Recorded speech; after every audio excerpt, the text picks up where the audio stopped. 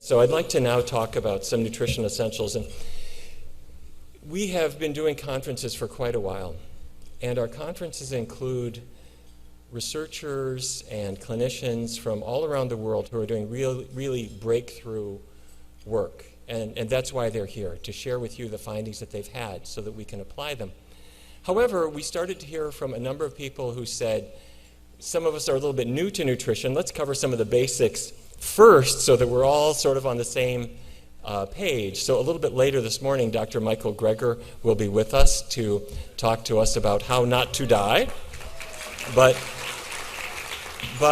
before that, I would like to just go over some things that to me strike me as very, very important, that I just like to go over them. We'll talk about heart disease, we'll talk about obesity, diabetes, and a little bit about the process of change. So let's talk about the heart. We learned a long time ago that the higher your cholesterol level, the more likely you are to die a cardiac death. And all the evidence that we have is very, very clear on this point. And what makes cholesterol levels go up? Saturated fat, number one. And the numbers are different for every person, but typically a 1% rise in your saturated fat intake is going to add about 2% to your LDL cholesterol level. So as soon as you say this obviously important thing to your patient, the patient will turn to you and say, I just read in a magazine that coconut oil is okay. In fact, it's good. It's good for my heart. In fact, it even makes my car shine, and it's a good thing, and this is true. So if you don't mind, in today's talk, I want to walk you through some of these questions that are going to come up. So the first thing is, what is coconut oil? If you're in Cancun and you look at those trees, those are coconut palms, and that's where it comes from. The palm oil is from a different plant, although also heavily saturated. So the coconut falls to the ground, and that fleshy part of the coconut is where all the fat is, and it's not your imagination. It's a very waxy substance, which is a sign that it's about 92% saturated fat. If it were any worse, it would be Vaseline. And the question is, does it actually raise cholesterol or not? And what many people have said, and they're correct in saying this, is that there are different saturated fats. There's a 12-carbon chain and a 14-carbon chain and 16 and 18 and so forth. And they do have different effects on your cholesterol level. Some of them less innocuous than others. And so they have used this to suggest that coconut oil is different from butter, for example. So let's look at the numbers. There are a number of studies that have looked at this, but they all come out about like this. If you look at either total cholesterol or LDL, you might use for comparisons a liquid oil like safflower oil, which is relatively low in saturated fat. And as you can see, coconut oil raises your LDL, and it'll also raise total cholesterol. Now, butter is worse, but this does not mean that coconut oil is innocuous or healthy or in any way lowers LDL. We clear? So it's part of the problem, not part of the solution. Time magazine weighed in and said, okay, you should eat butter. Do you remember this cover?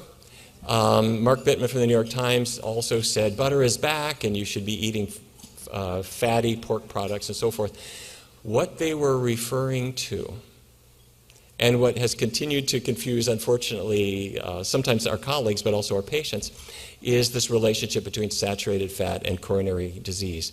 And both the Time article and Mark Bittman's piece and lots of the media really came from a meta-analysis that was published in the Annals of Internal Medicine in 2014. And if you're not familiar with meta-analyses, every line is a research study. And you hopefully put them all together and you look at the net result. And if you're on the right side of that vertical line, that means saturated fat is risky. If you're on the left side, saturated fat is safe. Now, very important, meta-analyses are designed to combine studies using the same methodology. So you give the same medication to a whole lot of people in different studies, you can combine the results. But if the methodologies are different, you can't really add it up. That doesn't stop people from publishing them, nonetheless. So in this particular study, the Oxford vegetarian study was included, and it had very nice methodology because it included people following vegan diets, vegetarian diets, some meat-based diets, a broad range of saturated fat intake that helped the role of saturated fat to be evident. They also included the Malmo study, and the authors from Malmo, Sweden, said, we don't have anybody in our population who follows a low saturated fat diet. And they explicitly said that their study should not be used to look at the relationship between saturated fat and coronary disease because they didn't have any range, dietary range. Nonetheless, this meta-analysis added all these different studies together, and instead of saying the truth, which is that you can't really make much of it, and you need to look at specific trials that have more value, they basically said there's no effect. And so, needless to say, people who love bacon and sausage and cheese were thrilled to know that it won't affect their heart anymore. The saturated fat is the big driver for plasma cholesterol levels, but dietary cholesterol also increases plasma cholesterol. And everybody's different, but typically 100 milligrams of cholesterol in food would add about 10 points to total cholesterol. And your patient will then turn to you and say, wait. I heard that cholesterol doesn't matter anymore. And I'm sure I read that from the government, that cholesterol that you eat doesn't have any effect. Okay, back up. Let's look at this. Here are the sources of cholesterol in the diet. Eggs are number 1. Chicken is number 2. Beef is number 3. And then there are many other sources of dietary cholesterol. And cholesterol from food passes into the bloodstream. Roughly half of it, between 40 and 60%, gets into the blood and adds to the cholesterol that's already there. And there have been many studies on this, often using eggs, sometimes using pure cholesterol itself, which you can get for research studies. And this was a Harvard study where they brought in 17 ovo-lacto-vegetarian students who were not eating meat, but they ate about 3 eggs per week on average. And in the study, they added 1 extra large egg to their daily diet. And in 3 weeks' time, their total cholesterol went up 12 points, their LDL went up about 7, their HDL went down a little bit, and triglycerides didn't really move. But this and many other studies have shown very clearly that dietary cholesterol affects blood cholesterol. And this was done by Bill Connor's group out on the West Coast, a crossover study. I feed half of my patients eggs for 4 weeks. The other half get egg substitute for 4 weeks. And you can see the cholesterol levels changing very rapidly. At 4 weeks, you cross them over. So the egg eaters now become the egg substitute eaters, and what you see is their cholesterol's come back down. And it's very compelling evidence that when you add cholesterol to your diet, your blood cholesterol will go up. The Institute of Medicine weighed in and said, all right, it looks pretty linear that the more cholesterol you eat, the higher your total cholesterol, or LDL, is going to be. However, this is the real key thing, is it really depends on what your baseline diet is. And this has been the source of no end of confusion, so let me walk you through this. If I'm a person who eats no cholesterol at all, I don't eat eggs or meat or dairy products, then if you add a daily egg or 2 to my diet, I am now that black line up at the top. Your cholesterol rises rather quickly.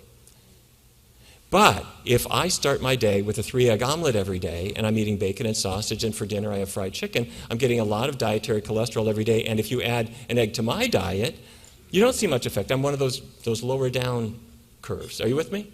Okay, so it's like if I am a non-smoker and I had 3 or 4 cigarettes a day, will that hurt me? Will it? Yes, no question. If I'm a 3-pack-a-day smoker and I add 3 cigarettes, will that show a detectable? Not necessarily. So,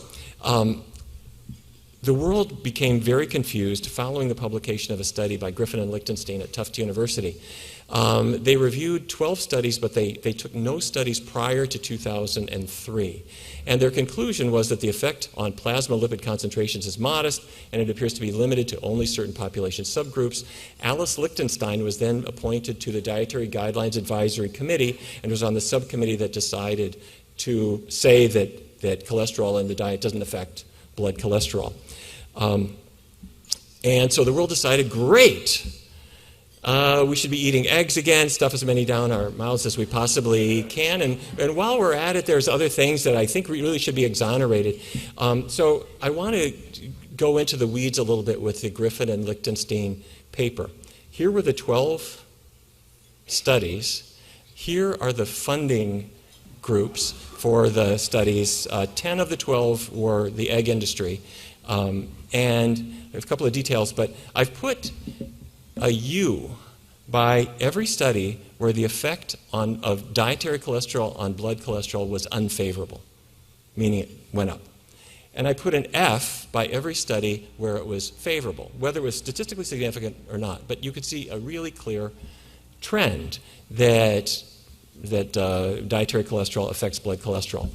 And so the bottom line is you can make the effect disappear if you are the egg industry and you fund a study in which you bring people in who are already eating a large amount of dietary cholesterol. You bring in a small group of people so that you don't have statistically significant results and you can declare null results. So we had quite a wrestling match with the Dietary Guidelines Advisory Committee a couple of years ago. And to their credit, the USDA and HHS came out basically on our side saying, okay, you really should eat as little cholesterol as possible. So end of story. Now, it really doesn't matter very much, though, because the same foods that have cholesterol also have a lot of saturated fat. So animal products, take a look at cheese, for example, at the bottom. It has cholesterol and saturated fat. Salmon, same story. It's got cholesterol as saturated fat. Compare that with plant products. Plant products have effectively no cholesterol and very, very little saturated fat. So it's something people debate, but anyway, bottom line, you've got the drivers of plasma cholesterol. We are seeing a huge trend now in a shift toward plant foods. A Mediterranean diet, which has been promoted by the Dietary Guidelines for Americans, really gets its fame because vegetables and fruits play a starring role, and instead of butter, there's more use of plant oils, which I'm not necessarily recommending, but it's a shift in the right direction. And the Dietary Guidelines also came out emphasizing the benefits of vegetarian and vegan diets. And the DASH study, we're familiar with the DASH study for blood pressure. When the study was launched, they said that their inspiration was because people following vegetarian diets had low blood pressure. But they felt it was hard to follow that kind of diet, so they modified it a little bit. But the theme for the past many years has been a shift away from my North Dakota diet of focusing on meat at the center of the plate and moving toward plants, which is a good thing. This is a study that's about to be published in Nutrients on plant-based diets and LDL cholesterol, and as you can see, the effect is quite consistent. Okay, taking this to another level, you're familiar with the work of Dr. Dean Ornish, who back in 1990 wanted to see if you could actually affect existing cardiac disease, and he used an experimental diet with people in the hospital for coronary disease. He started them on vegetarian foods, a half-hour walk every day. He asked them to manage stress, which is why he didn't do the study here in Washington, D.C., and he also asked them to avoid tobacco, and that was the whole program. And after a year, comparing this group to a group that followed their doctor's recommendations, which could have included medications, a chicken and fish type of diet, you could see that the experimental group, I mean, they did terrific. Their LDLs dropped 37%. The average person lost 22 pounds. Their angiographic results showed reversal of heart disease in 82% of patients. And so this is why now Medicare will say, doctor, do this program and I will pay you, because it's cheaper and better in many ways than many of the treatments that patients are otherwise subjected to. After 5 years, he looked at the risk of having another MI or needing angioplasty or bypass or cardiac death, and showed really dramatic improvements when people follow this. I didn't know Dean when he started this work, so I called him up and I said, Dr. Ornish, everybody's going to believe this works. Nobody will believe that a patient will actually do it. And so he invited me to come out to California and to interview all his patients, all the participants in the study, in both groups. And the people who were in the experimental group, they did say, it took me some getting used to. It was maybe 4, 5, 6 weeks before this diet really felt second nature to me. But I am never stopping this because my chest pain was gone within, and it was gone very impressively, very fast. I'm losing weight without counting calories. I've got more energy than I've had before. My numbers are the best they have ever been. And when I talked to the control group, they said, this is really challenging. It's just chicken and fish and chicken and fish and chicken and fish, and I'm not really getting better. My numbers aren't a whole lot better. I still need medication. So what we concluded was that all interventions do require effort, and a plant-based diet isn't harder than any others. And we've tested the acceptability in a number of groups, and we find that if you don't have to have a calorie limit or portion limits, or you don't have to count carb grams, and you get benefits, people often do want to stick with it. And we've published on this, and I really encourage people who are doing diet studies to ask their participants in structured interviews how they like it, and are they going to stick with it? Because you want it to not only work, but also to be something that a person can stick with. Okay, let's shift gears. Let's talk about healthy weight. I was inspired by the work with cardiac patients to see what happens to a person who isn't a cardiac patient, but they've got 40 pounds they want to lose, or 140. So we invited 64 postmenopausal women into our research center up on Wisconsin Avenue, and we gave them 2 rules. The first rule was no animal products in their diet and to minimize oils.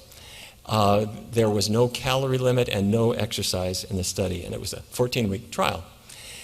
And we asked them to eat from the power plate, meaning fruits and grains and vegetables and legumes. Legumes are beans, peas, lentils, okay, foods that grow in a pod. And it looks like a rather indulgent diet if you just came off Atkins, because we're allowing you to eat pancakes and oatmeal and linguine and all these kinds of things. But on the other hand, there's no animal products in it at all, and we also kept oils extremely low. But at 14 weeks, your average person had lost 13 pounds, 2 inches off their waist, and through glucose tolerance testing, we could show a clear-cut increase in insulin sensitivity, and we tracked them for an additional 24 months and showed that the weight loss just continued through that period of time, which is great because you're not calorie restricted. You don't have the hunger drive to make you break your diet. And so this is a meta-analysis of every study using plant-based diets and looking at body weight. And now the 0 line is on the far right. And so as you can see, every study is to the left of that 0 line, meaning every single study shows weight loss when people do this kind of diet. Okay, so very important. Your patient is going to say, I really think I'm overweight because of sugar. And you can reassure them that sugar is not health food, and soda is not health food, even if it's Dr. Pepper. So that said, if that is all they are focusing on, they are missing something important. And this is going to be on the test, people. A gram of sugar has 4 calories, a gram of fat has 9. Are you with me? Okay, your patients forget this instantly. So I want to make sure we got this. How many calories are in a gram of beef fat? Are we sure? Good, okay. Chicken fat? Fish oil? Even if it's wild-caught salmon? Okay. Olive oil? Extra virgin olive oil? Extra virgin olive oil? 1040 motor oil? If you cooked with it, it actually does have 9 calories in every gram. Okay, so when you go to a restaurant, they're happy to make you a vegan meal, but they're going to slather it with olive oil because restaurateurs are in love with their oil. So I'm going to raise a question. Once again, sodas are not health food. People should throw them away, and your patients should not be having them. However, sweetener consumption has been falling in the United States ever since 1999, when bottled waters edged enough sodas off the shelf that sugar and sodas has been falling. Cheese, on the other hand, has gone in the opposite direction, and so what? Is there any fat in cheese? The leanest beef, the leanest chicken, fish, and plant foods, you could see that this is the fat content as a percentage of calories. Where is cheese? Is it more like the beef? Is it more like the broccoli? Where is it? Okay, typical cheddar cheese, mozzarella cheese, 70% fat as a percentage of calories, mostly saturated fat. So we feed this to kids because it's got some protein in there somewhere in amongst all the fat. But keep in mind, very, very big contributor to weight problems, I would guess. Now, you can get a sweet taste from soda without any calories. There is Coke Zero. There is no Cheddar Zero. Okay? So it's always got calories. All right, so which is better for weight loss? Cutting the fat or cutting the carbs? You can lose a lot of weight on a low-carb diet, and people do, and weight loss is a good thing. However, why do I lose weight on a low-carbohydrate diet? Carbohydrates are it's the majority of the calories in an average person's diet. So if I take out all the fruit, and all the grains and all the bread and so forth is gone, and all the beans are gone, and all my pasta is gone, I take out all the carbs, I'm going to lose weight.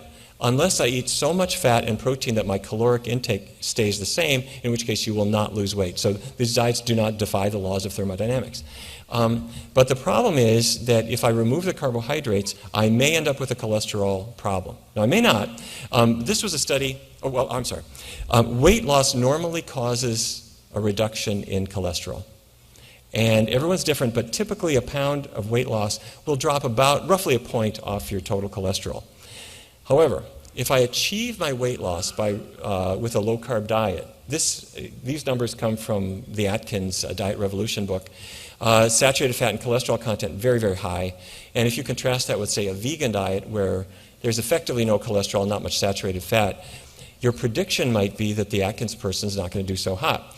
Well, at Duke University, in a 6-month study, 29 participants in the study had LDL reductions, which you should have, because you're losing weight, your cholesterol should fall. But 12 of the participants in this study had LDL increases. The average increase was 18 points, and one had an increase of about 100 points. So this was sort of a shot across the bow. So they did another study, also 6 months, and 30% of the participants had LDL increases above 10%. So in Philadelphia, around the same time, they did a 1-year study and showed that the average person's total cholesterol went up, their average person's LDL went up, and the conclusion that the researchers have come to is that a big concern about low-carbohydrate diets could be that it's not going to help your lipid levels very much and could make them worse. Okay, but your patient will say, but I need to lose weight. Will this help me lose weight? And the answer is it will, but Ken Hall and his group, many of you know Ken because he was here a couple of years ago at one of our earlier conferences, did a really interesting study. He brought 19 men into NIH and they lived there. And they had isocaloric diets that were either low carb or low fat. And he measured their body fat very carefully. And in a day's time, you could lose about 53 grams of fat on a low-carb diet and about 89 grams of fat on a low-fat diet. And at that point, Ken kind of closed the book and said, people can use low-carb diets if they want, and some people will do well because it may be better than what they were doing before. On the other hand, the advantage for going to a low-fat plant-based diet is fairly clear. Epidemiologically, the American Diabetes Association published these data in 2009, looking at BMI in Seventh-day Adventists. And the reason, of course, that they look at Adventists is you have a largely non-smoking, non-drinking, health-conscious population, including many vegetarians and vegans and so forth. And looking at BMI, as you know, BMI, healthy BMI should be below 25, we'll say. The meat eaters in this group were at 28.8. The semi-vegetarians were about 27.3 on average. And these are people eating meat less than once a week. Pesco vegetarians, pesco meaning fish, okay, a little bit skinnier.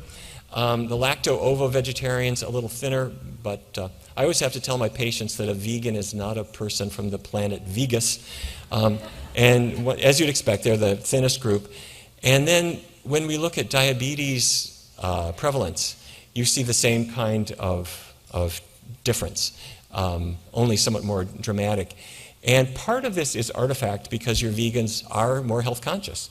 They're typically better educated and they exercise more and so forth. But even when you adjust for those variables, the vegans have about half the risk of developing type 2 diabetes compared to the meat eaters. So let's shift gears and talk a little bit about diabetes. At Yale University, Jerry Schulman and Kit Peterson and their team have been doing some really, really interesting work on the causes of insulin resistance.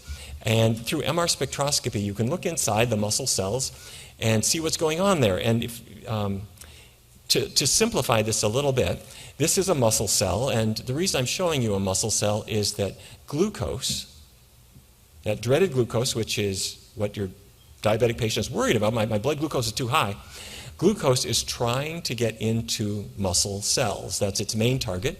It'll also go to liver and it'll go to other cells, but most of it goes into muscle. And there it is outside the cell.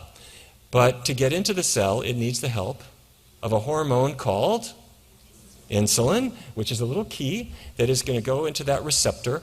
And the attachment to the receptor is normal in your diabetic patient, in virtually all of them. And then it signals these channels to open up and let the sugar inside. And that's what's not normal. That insulin signaling isn't working. And what's that about? And through MR spectroscopy, the finding is that the buildup of fat particles inside the cell is interfering with insulin resistance, interfering with insulin sensitivity. And of course, doctors hate words like fat because it's just one syllable, so we'll call it intramyocellular lipid. But it's the buildup of fat, largely from dietary sources, interfering with insulin sensitivity. So in our research study, we were funded by NIH to test a diet that in theory ought to change that. So we tested a vegan diet that was also low in fat versus a diet that I'm going to call following ADA guidelines, which at the time meant reducing caloric intake and keeping carbs fairly constant throughout the day. It was a 22-week study with a 1-year follow-up, and we've published a number of papers from this study, but just one quick finding. When you look at the patients who did not need any medication change in the course of the study, those people on the ADA diet had a good result. They dropped their A1C by 0.4 points, which is good. But the group on the plant-based diet, the vegan diet, dropped by about 1.2 just on average, which was terrific. I mean, that's the kind of thing that you want a really good medication to accomplish, and they did this just with a diet change. So this is a meta-analysis came out a couple of years ago of every study looking at plant-based diets and their effect on A1C, and now the zero line is in the middle there, and as you can see, the effects are pretty consistent, that you see improvements. And that's really, really important, because a plant-based diet has rice in it, and it has pasta, and it has beans, and you're encouraging your nervous patient to eat these foods, and they have been hearing for years that these things are going to affect them, and they will. They go home and they eat your spaghetti and their blood sugar rises for the first few days because they're very insulin resistant.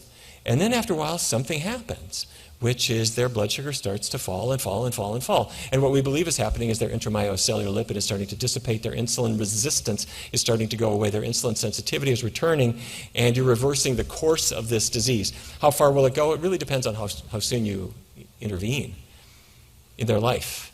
You can't expect that a person whose pancreas has been pummeled by this disease for 25 years to throw their medications away and be diabetes-free. But on the other hand, it makes sense to have every patient begin this kind of regimen as soon as you can, and all the side effects are good ones. Their cholesterols fall, their blood pressures fall. We've seen many patients where their erectile dysfunction improves or goes away, and you're going to have happy patients. So there you go. This is a meta-analysis on the effect of plant-based diets on blood pressure. These are just the randomized clinical trials, systolic, diastolic, very consistent effect. Okay, so a plant-based diet has become a helpful recommendation, and there are many different ways of interpreting it, whether it's a Mediterranean pattern, an Asian pattern, a Native American pattern. We work a lot with the Navajo Nation right now and the Pueblo tribes as well, and everybody has their own way of interpreting it, which is fine. But your patient will turn to you and say, it's not just food, you know, you've been telling me about supplements. Do I really need supplements? And your patient will say, I think nature should supply everything I need. Which is true, it should. But you're not in nature. You're in a conference room in Washington, D.C. And so what that means is vitamin D normally comes from sunlight on your skin, causing vitamin D to form inside, but you're not there. And if you were in the sun at the beach, you use a sunscreen. That blocks the UV light. You're not getting any vitamin D. So this is where doctors say, I think 2,000 international units of vitamin D might be a good idea. Vitamin B12, very important. And your patient will say, do I really need that? And the answer is yes, you do. Let me talk a little bit about vitamin B12. This is vitamin B12. And it serves a couple of really important functions. You need it for healthy blood, and you need it for healthy nerves, healthy brain function. And it's not made by plants. B12 is not made by animals, it's made by bacteria. And you can get it in supplements. You can get it in fortified products. You can also, presumably, in theory, don't try this at home, find it in soil, which is where sometimes animals may pick it up, and it's also in meat, because the bacteria in a cow's gut make it. And yet, why would people get deficient? You need stomach acid to cleave B12 off of meat. If you are maybe over 50 and you're not making as much stomach acid, if you are on an acid blocker, if you are on metformin, your absorption is going to be diminished. And on a plant-based diet, you may be getting B12 from fortified products, but you could well have a lack of B12 in your diet. So deficiencies take years to develop. There are no early symptoms, but once a person has nerve disorders or anemia or psychiatric problems, you don't want to have to swim back upstream. So all your patients should be taking a supplement regardless of their diet. The U.S. government has recommended for a long time, anybody over 50 take B12. I recommend it for everybody. If your patient refuses, by all means test them and keep an eye on it, okay? And they will say, I think it's in fermented products, isn't it? And the answer is no. It is not in tempeh or spirulina or miso or any of those things. So a daily supplement is fine. It's in all the kids' vitamins and all the adult vitamins. You only need 2.4 micrograms a day. And if you take a 5,000 microgram dose, it will not hurt you. So there we go. All right, we good on B12? Now your patient says your favorite question, where do you get your protein? And let's take a minute and understand that too. There's a condition that we diagnose called protein anxiety. The patient has never had a protein deficiency, but is worried about getting enough protein, is not quite sure what protein is.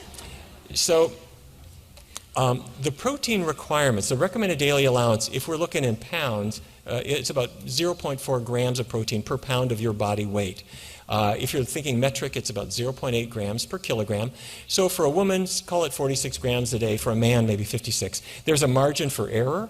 Most people would get by perfectly fine on less than that, but that's a good recommendation. So if you're not eating meat, or you're encouraging the patient to get away from it, are they going to get protein? Well, the amazing thing is a lot of foods have protein. Let's say I eat a 2,000 calorie diet, and all I ate tomorrow was broccoli. That was all I ate. I would get 146 grams of protein. If all I ate the next day was lentils, in 2,000 calories, I'm getting 157 grams of protein. If all I ate was corn or all I ate was oatmeal, I'd still get a lot of protein. Even if all I had was mashed potatoes and I threw the skin away, you still get a surprising amount of protein. Now, I'm not recommending that you do this, and I can hear you screaming, wait a minute, there's something about essential amino acids. Isn't that there's an issue there? And you remember this list from medical school, essential amino acids? You are lying. You don't remember this list. And there's a reason you don't remember this list. It's you have never seen a case of threonine deficiency. You haven't seen it. Nobody came in really low on valine. And the reason is the essential amino acids are found in plant foods too. And normally we always look for a variety of these things. Your patients are not going to become protein deficient. It just doesn't happen. And the A&D came and weighed in on this and said vegetarian, including vegan diets, typically meet or exceed protein intakes as long as you're eating food, as long as you're eating enough calories. And that's also true for athletes. So athletes need more protein. They do. depending on what you're doing. So what do? They eat more food, and protein comes along with it. So the old notion that I grew up with in Fargo, North Dakota was your protein foods, meat has protein, but the vegetables, other things don't have protein at all. The thing to get across to your patients is other foods have protein. Vegetables have protein. Beans have protein. Grains have protein. If you took the meat off the plate, they're still going to get adequate protein, as long as they're getting adequate calories. So, what is this? What is this? This is air. So where do you get your oxygen? If you take a sample of air, it's about 21% oxygen, the rest is nitrogen. And now, can I get enough oxygen from breathing? What if I'm an athlete? If you're an athlete, you breathe more. So protein is a little bit like oxygen. There's some of it in the foods that you eat, and you're not going to become protein deficient unless you're eating nothing but candy all day. And then you've got lots of other problems, okay? All right, calcium, let's talk about calcium. Calcium is in green leafy vegetables. The cow does not make calcium. When you get calcium, there is abundant calcium in milk, it's true. But the cow doesn't make it, the cow eats it in green plants, grass. You can eat green plants too. Now, spinach has it's got a lot of calcium, very poor absorption fraction. But most of the greens have a lot of calcium, and their fraction is good. They have less absolute amount of calcium, but a higher absorption fraction. So you'll get plenty of it. So greens are a good thing. And along with calcium, when you eat broccoli, you get beta-carotene and vitamin C and iron and fiber, and you miss all the other things. So it's getting your calcium from green leafy vegetables it's a good idea. It has a lot of advantages that you're not going to get from dairy. Okay, your patient then turns to you and says, I went to the store and I got this veggie burger that had no cholesterol, but I saw something about on the internet about soy. And what your patient means is that there are compounds identified in 1931, if I'm remembering correctly. Genistein was isolated. It's an isoflavone. And it does have a structure similar to estradiol or testosterone, for that matter. And this leads to the concern that it could feminize men, reduce their fertility, and cause breast cancer in women. And if you go on the internet, that's what you'll see some people suggest. Studies clearly show no harmful effect on fertility. And if you have any question about that, go to a country where soy products are routinely consumed, like China or Japan, and you will be quite convinced that fertility has not been impaired. With regard to breast cancer, in 2008 there was a good meta-analysis of 8 studies looking specifically at Asians and Asian Americans, because you get quite a broad range of soy intake in this group. And the group with the highest soy intake had about a 29% reduction in breast cancer risk. A later meta-analysis, a few more studies, showed the same kind of result, that those people eating the most soy had the least risk of breast cancer. And what we're talking about here is soy milk, tofu, tempeh, miso, kind of everyday products. It probably doesn't matter if they are fermented or unfermented. And then for women who have been diagnosed with breast cancer, and their well-meaning oncologist says, don't eat any tofu, in 2012, there was a combined results of 3 studies done at that time showing that those women consuming the most soy had about a 30% reduction in the risk of cancer recurrence. These are women previously treated for cancer, and if they had the most soy, their cancer was less likely to come back. Then the following year, we now got 5 studies, and the same thing happens. And I broke it down into estrogen receptor negative and estrogen receptor positive. Either way, you seem to see the same benefit. So let me be clear. To encourage your patients to eat vegetables and fruits and beans and whole grains does not mean signing them up for the soybean cheerleading club. They don't have to eat soy products. They're totally optional. But there's no reason to assume that they would aggravate cancer risk. And they're handy. Soy products can replace milk or cheese or meat, and one day they'll make snow tires out of them probably. They don't cause cancer. If anything, they do the reverse. Did you hear what the AMA did last month? The AMA, which 20 years ago was not such a big fan of getting into nutrition, the AMA did a good thing. They weighed in on this issue that the patient waking up in the coronary care unit is served eggs and bacon and so forth, and this is sort of poo-pooed by their well-meaning staff. And the AMA came out with this saying, they call on U.S. hospitals to improve the health of patients, staff, and visitors by providing of healthful food, including plant-based meals and meals low in fat, sodium, and added sugars, and eliminating processed meats. That means hot dogs, bacon, sausage, ham, the deli slices, from not only from the cafeteria but from the patient menus, and providing and promoting healthful beverages. So we at the Physicians Committee suggested that instead of having a meat group in the pyramid, which was enforced back in '09, that we recommend simple, basic staples for Americans, fruit and grains and legumes and vegetables. And in 2011, the U.S. government actually responded to our request with what they called My Plate, and I'm not taking any credit for this. It does look somewhat similar to what we sent, and there are two differences. We said legumes, and they said protein. The protein group says that it could be meat, but it could also be beans or tofu or nuts or any food that is protein-rich. And the dairy group was added. To their credit, they said it can be dairy milk, but it can be soy milk too, no problem. So vegan diets are fine. So for the first time in American history, there is no meat group anymore. It's gone. And my hope is that we will start to realize that we can get more and more toward simpler dietary products. Let me stop at that point. Thank you for your attention.